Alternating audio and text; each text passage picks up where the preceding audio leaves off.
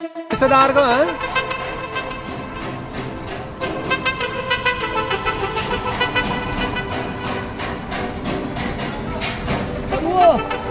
क्या?